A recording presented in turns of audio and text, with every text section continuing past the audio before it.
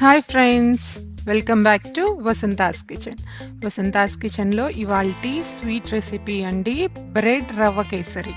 ఈ బ్రెడ్ రవ్వ కేసరి అనేది చాలా తొందరగా చిటికలో అయిపోతుందండి. మీకు స్వీట్ తినాలనిపించినప్పుడు ఎంతో ఈజీగా ఈ స్వీట్ని మీరు చాలా తక్కువ సమయంలోనే చేసుకోవచ్చు.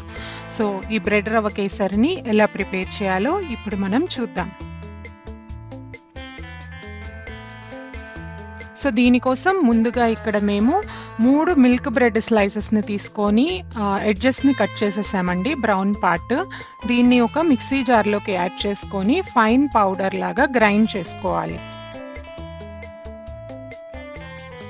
చూసారు కదా, ఇలా పలుకులుగా ఉండాలండి. ఇలా గ్రైండ్ చేసుకొని పెట్టుకోవాలి. ఇప్పుడు స్టవ్ ఆన్ చేసి కడాయిలోకి 1/2 కప్పు వరకు రవ్వని తీసుకోవాలి, ఉప్మా రవ్వని. దీన్ని 2 నిమిషాల పాటు లో ఫ్లేమ్లో డ్రై రోస్ట్ చేయాలి. ఇది కొంచెం కలర్ అనేది చేంజ్ అవుతుందండి. మనకు ఆ పచ్చి వాసన పోయి కొంచెం కలర్ చేంజ్ అయిన తర్వాత దీన్ని తీసి పక్కన ఉంచుకోవాలి.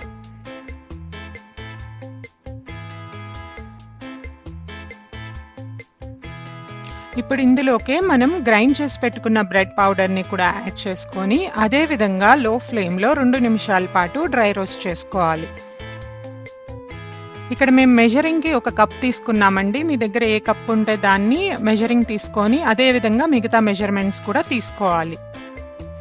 ఇక్కడ బ్రెడ్ కూడా కొంచెం కలర్ చేంజ్ అయింది. ఇప్పుడు దీన్ని కూడా తీసి పక్కన ఉంచుకోవాలి. ఇప్పుడు 1 టేబుల్ స్పూన్ వరకు నెయ్యిని యాడ్ చేసుకోవాలండి. నేతిలో చేస్తేనే ఏ స్వీట్కైనా మంచి టేస్ట్ వస్తుంది. ఇప్పుడు ముందుగా మనం జీడిపప్పుని యాడ్ చేసుకోవాలి.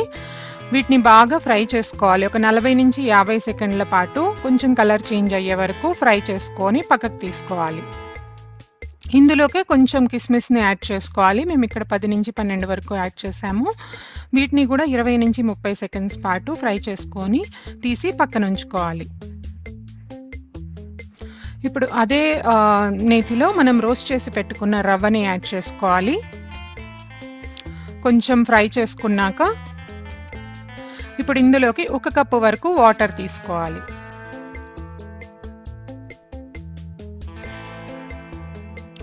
దీన్ని మనం ఉండలు లేకుండా మొత్తం మిక్స్ చేయాలండి. కంటిన్యూస్గా మిక్స్ చేస్తూ ఉండాలి. లో మీడియం ఫ్లేమ్లో పెట్టి ఒక 2 నిమిషాల పాటు. అప్పుడు మనకి కన్సిస్టెన్సీ అనేది థిక్గా వస్తుంది. చూసారా, ఇలా వస్తుంది అన్నమాట.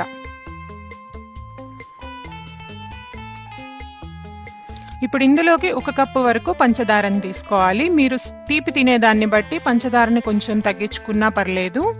ఇప్పుడు షుగర్ అనేది పూర్తిగా కరిగేంత వరకు 2 నుంచి 3 నిమిషాల పాటు మధ్య మధ్యలో కదిలిస్తూ కుక్ అవ్వనివ్వాలి. షుగర్ అనేది పూర్తిగా కరిగిపోయిందండి.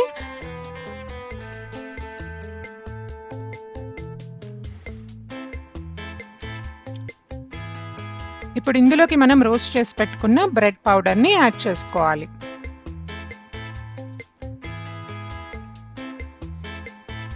యాడ్ చేసుకొని దీన్ని మొత్తం ఒకసారి బాగా మిక్స్ చేసుకోవాలి, మొత్తం కలిసేలాగా.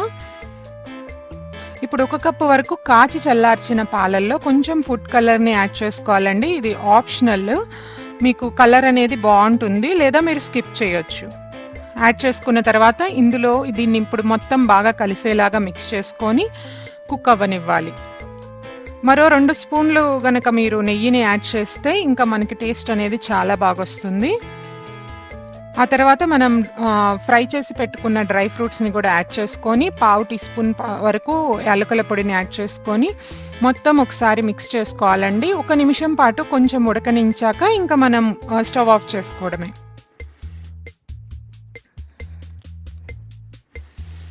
అంతేనండి, ఎంతో ఈజీగా మనం బ్రెడ్ రవ్వ కేసరి అనేది ప్రిపేర్ చేసుకున్నాం కదా. ఈ వీడియో కనుక మీకు నచ్చినట్లయితే లైక్ చేసి మీ ఫ్రెండ్స్, ఫ్యామిలీకి షేర్ చేయండి. మరిన్ని టేస్టీ అండ్ వెరైటీ రెసిపీస్ కోసం వసంతాస్ కిచెన్కి సబ్స్క్రైబ్ అవ్వండి. Thank you for watching this video.